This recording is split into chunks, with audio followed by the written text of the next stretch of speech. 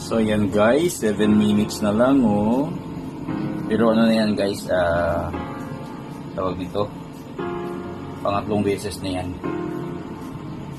Kasi gustong crispy talaga yung ano ba, yung balat. Kaya tingnan natin after nito kung magiging crispy talaga. Walaan nyo na lang guys kung ano itong tinisting ko. Testing lang muna. Ayan o.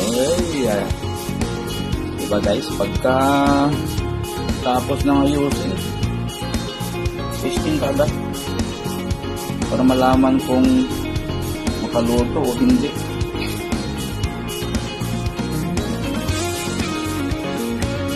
So ayan na guys, totoo na,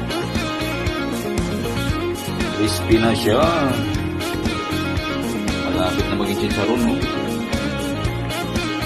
Tara, kain na tayo.